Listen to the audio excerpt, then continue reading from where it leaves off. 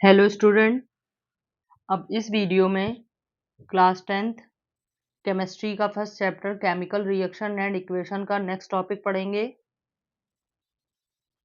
तो last video में हम लोगों ने इसके जो स्टार्टिंग वाले टॉपिक्स थे, केमिकल रिएक्शन, केमिकल इक्वेशन और केमिकल रिएक्शंस की कुछ कैरेक्टरिस्टिक्स, उनके बारे में पढ़ा था। और अब इस वीडियो में उसके आगे जो टॉपिक्स हैं उनके बारे में डिस्कस करते हैं। तो अब टॉपिक होगा बैलेंस्ड केमिकल इक्वेशन। तो इसमें समझते हैं क्या होती है बैलेंस्ड केमिकल इक्वेशन। तो कोई भी केमिकल इक्वेशन जिसमें number of atoms, total number of atoms कह सकते हैं, रिएक्टेंट के और प्रोडक्ट के इक्वल अगर होते हैं तो वो केमिकल इक्वेशन कहलाती है बैलेंस्ड केमिकल इक्वेशन। तो इसे हम कह सकते हैं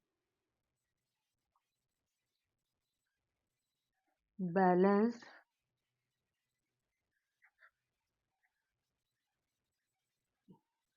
chemical equation has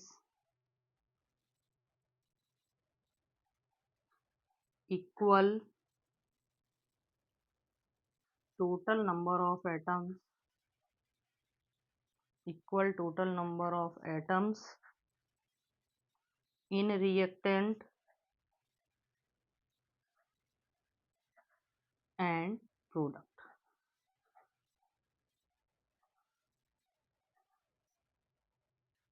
balance chemical equation में total number of atoms reactant के और प्रोडक्ट के इक्वल होते हैं। फॉर एग्जांपल समझ लेते हैं,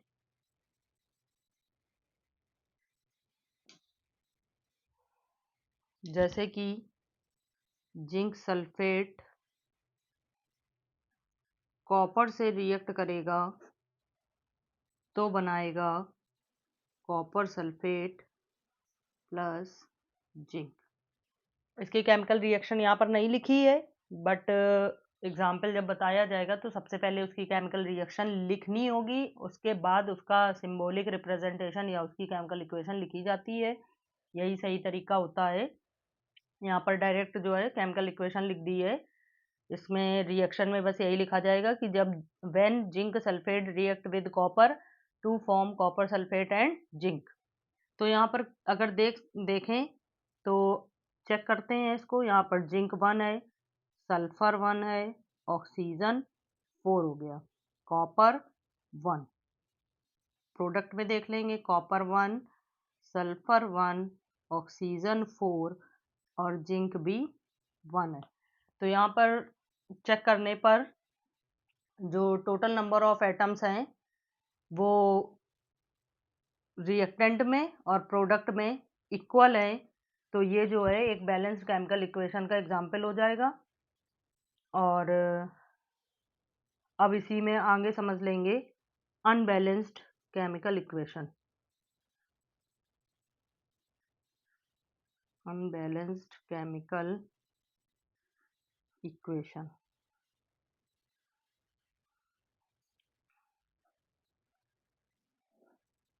अनबैलेंस्ड केमिकल इक्वेशन में total number of atoms reactant में और प्रोडक्ट में इक्वल नहीं होते हैं, या कह सकते हैं कि रिएक्टेंट में नंबर ऑफ एटम्स कुछ और हैं और प्रोडक्ट में कुछ और हैं। तो ऐसी जो केमिकल इक्वेशन होगी वो अनबैलेंस्ड कहलाती है। These reactions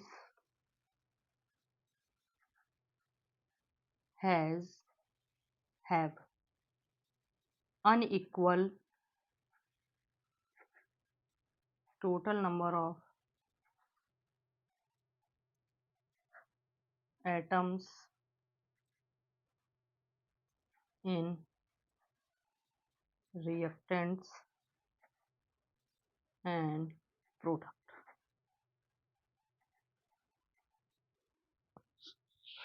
तो अब एक इसका एग्जाम्पल समझ लेंगे। इसका एग्जाम्पल हो जाएगा, जैसे मैग्नीशियम रिबन ऑक्सीजन के साथ जब बर्न किया जाता है, या कह सकते हैं एयर में जब बर्न किया जाता है तो बनाता है मैग्नीशियम ऑक्साइड, MgO। तो यहाँ अगर हम चेक करें मैग्नीशियम 1 ऑक्सीजन 2 और यहाँ मैग्नीशियम 1 ऑक्सीजन B1। तो अगर इसको देखें तो यहाँ मैग्नीशियम 1 है, ऑक्सीजन 2 है और यहाँ पर मैग्नीशियम 1 है, ऑक्सीजन B1 है। तो ये जो है अनबैलेंस्ड केमिकल इक्वेशन का एग्जाम्पल हो गया, क्योंकि यहाँ पर ऑक्सीजन जो है उसके एटम अनइक्वल हैं या डिफरेंट डिफरेंट हैं। तो अब आगे जो है हम लोगों को पढ़ना पड़ेगा कि जो अनबैलेंस्ड केमिकल इक्वेशन होती हैं उनको बैलेंस कैसे किया जाए, और किसी भी केमिकल इक्वेशन को बैलेंस्ड फॉर्म में ही रिप्रेजेंट किया जाता है, और अगर वो अनबैलेंस्ड है तो वो गलत मानी जाती है। बैलेंस्ड केमिकल इक्वेशन इसलिए लिखनी होती है क्योंकि तभी जो law of conservation of mass होता है तभी फॉलो हो पाता है जब कोई भी केमिकल इक्वेशन बैलेंस्ड होती है। एनसीईआरटी में एक क्वेश्चन भी दिया गया है कि किसी भी केमिकल इक्वेशन को बैलेंस्ड क्यों किया जाता है, तो उसको आंसर में बस यही बताना है कि law of conservation of mass follow कराने के लिए किसी भी केमिकल इक्वेशन को बैलेंस करना ज़रूरी होता है। तो अब हम लोग पढ़ेंगे आगे कि किसी भी अनबैलेंस्ड केमिकल इक्वेशन को बैलेंस्ड कैसे किया जाए। How to balance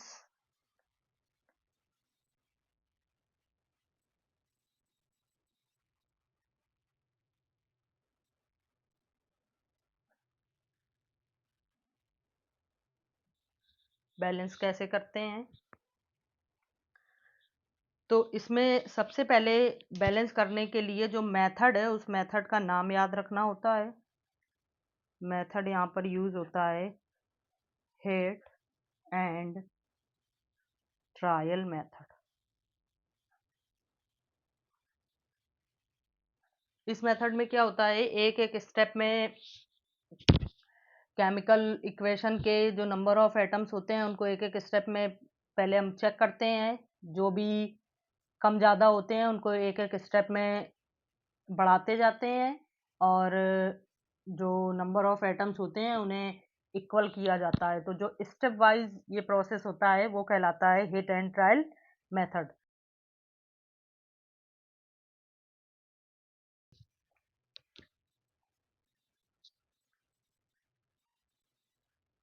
Some examples to writing of balance chemical equation।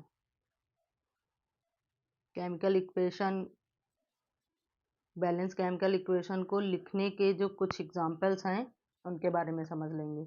तो जिसमें से पहला हो जाएगा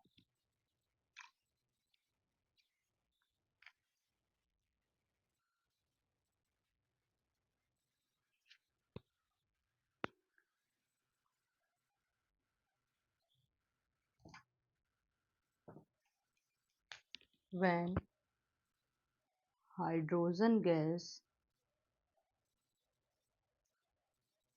reacts with oxygen gas to form water। अब इसकी लिखेंगे केमिकल इक्वेशन।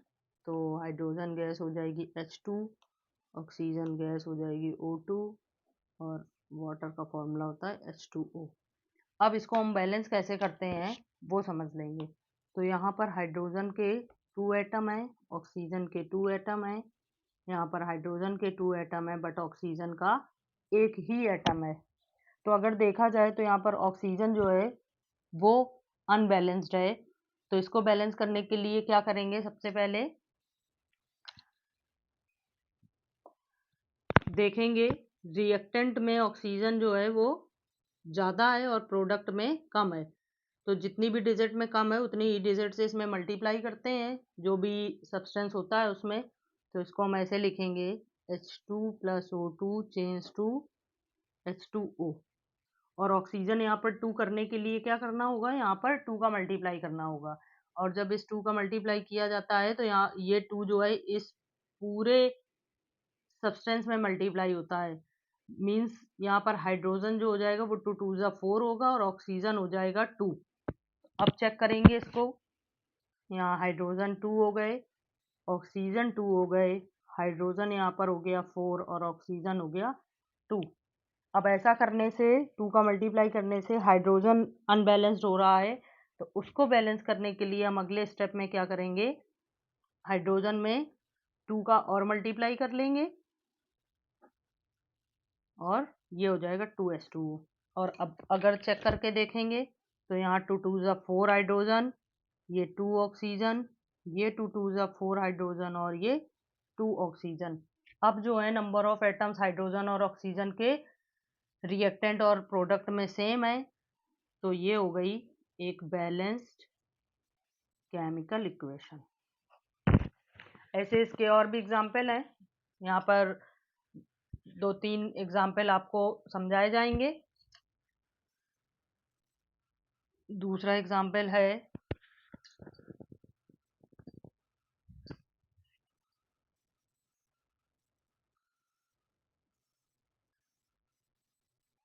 इक्वेशन लिख करके ही बता रहे हैं, H2 plus N2 change to NH3। यहाँ पर हाइड्रोजन और नाइट्रोजन गैसेस जब रिएक्ट करती हैं आपस में तो बनाती हैं अमोनिया। अब इस केमिकल इक्वेशन को कैसे बैलेंस करना है वो समझते हैं। हाइड्रोजन यहाँ पर नाइट्रोजन 1 है और हाइड्रोजन है 3। तो अब इसको बैलेंस करने के लिए देखेंगे क्या कर सकते हैं। तो इसमें पॉसिबिलिटी यहाँ पर नाइट्रोजन 2 है, यहाँ पर 1 है, तो अगले स्टेप में यहाँ नाइट्रोजन 2 करने के लिए इसमें पूरे में 2 का मल्टीप्लाई कर लेंगे, तो हो जाएगा H2 plus N2 change to 2NH3। अब ऐसा करने से क्या होगा वो चेक कर लेते हैं आगे। हाइड्रोजन 2 हो गए, यहाँ पर नाइट्रोजन 2 हो गया, यहाँ पर नाइट्रोजन 2 हो गया, बट 2 3 6 हाइड्रोजन हो गए। अब इस साइड हाइड्रोजन हो गए 6 और यहाँ रिएक्टेंट में 2 ही है, तो उसके लिए अगले स्टेप में क्या करेंगे, यहाँ हाइड्रोजन में 3 से मल्टीप्लाई कर लेंगे और ये N2 रहेगा, ये हो जाएगा 2NH3।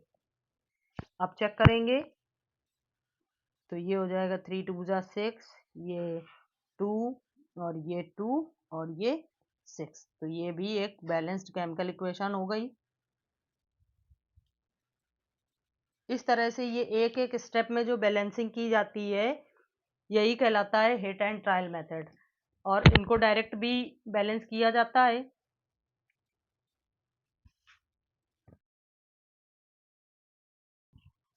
रेस्पिरेशन जो एक प्रोसेस होती है उसका तीसरा एग्जांपल, तो उसमें होता है ग्लूकोज C6H12O6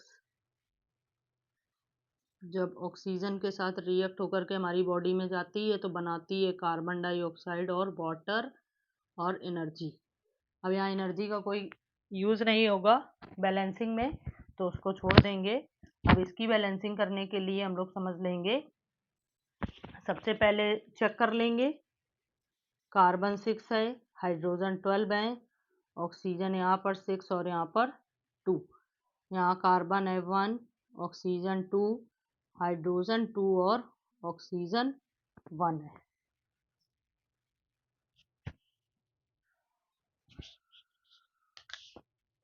तो अब क्या करेंगे, सबसे पहले यहाँ कार्बन देख लेते हैं। यहाँ कार्बन 6 है, यहाँ पर 1 ही है, तो 6 करने के लिए यहाँ पर हम करेंगे 6 का मल्टीप्लाई। तो ये ऐसे ही लिखेंगे C6H12O6 plus O2 change to 6CO2 plus H2O। अब अगर इसको डायरेक्ट एक ही स्टेप में करके देखना चाहें तो एक ही स्टेप में करके इसको समझा दे रहे हैं। अब इसमें क्या होगा, यहाँ कार्बन 6 हो गए हैं, ऑक्सीजन हो गए हैं 12 और इस साइड हाइड्रोजन है 12, यहाँ पर 2 ही है, तो हाइड्रोजन 12 करने के लिए यहाँ पर 6 का मल्टीप्लाई करना पड़ेगा। और जब यहाँ 6 का मल्टीप्लाई हो जाएगा तो चेक कर लेंगे ऑक्सीजन, क्योंकि कार्बन और हाइड्रोजन हो गए हैं बैलेंस। यहाँ कार्बन 6 है, हाइड्रोजन 12 है, यहाँ कार्बन 6 हाइड्रोजन हो गया। चेक ऑक्सीजन, इस साइड ऑक्सीजन है 6 + 2 मतलब 8, और यहाँ पर ऑक्सीजन है 6 और ये 6 2 12 18। तो उसके लिए क्या करना होगा, इस ऑक्सीजन में भी 6 का मल्टीप्लाई करना होगा।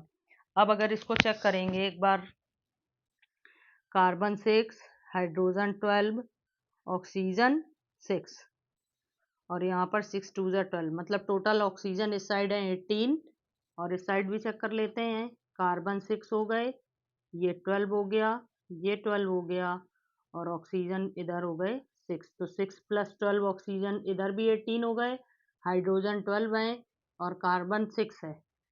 तो अब ये जो केमिकल इक्वेशन थी वो बैलेंस हो गई है, तो कहला सकती है बैलेंस्ड केमिकल इक्वेशन। तो इसी तरह से बैलेंसिंग की जाती है, एक एक स्टेप स्टार्टिंग में प्रैक्टिस करने के लिए स्टेप वाइज ही करना होता है, उसके बाद ये डायरेक्ट भी की जा सकती हैं। तो इसमें एनसीईआरटी की एक्सरसाइज में कई सारे क्वेश्चन हैं, उनसे प्रैक्टिस की जा सकती है बैलेंसिंग की। Okay, thank you. अगर आपको ये वीडियो अच्छा लगा हो तो इस चैनल को लाइक करें, शेयर करें एंड सब्सक्राइब करें, और आपको नेक्स्ट वीडियो में इसके आगे के जो टॉपिक हैं वो पढ़ाएंगे।